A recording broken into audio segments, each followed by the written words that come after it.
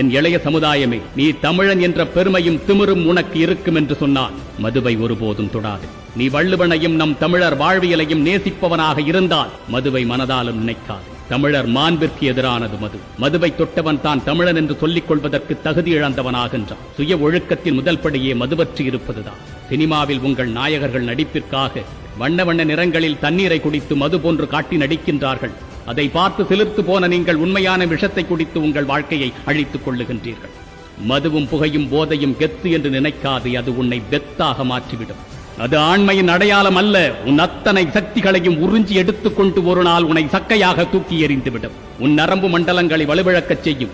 வாழ வேண்டிய நல்ல வயதில் 4 சுவர்களுக்குள் வலுவற்றவனாய் கூனி குறுகி நிற்க வேண்டிய சூழ்நிலையை உருவாக்கிவிடும். இதற்கு மேல் வாழ வேண்டுமா என்று நீ கதறி எழும் நாளை உனக்கு உருவாக்கி கொடுக்கும். வெற்றியாளனாக நீ உயர வேண்டுமென்றால், சாதனை படைக்க வேண்டுமென்றால், உலகம் உன்னை வியந்து போற்ற வேண்டுமென்றால் மதுவை, புகையை, போதையை தொடாதே. நீ வெற்றி பெற்றால்தான் இந்த உலகம் உன்னை நோக்கும்.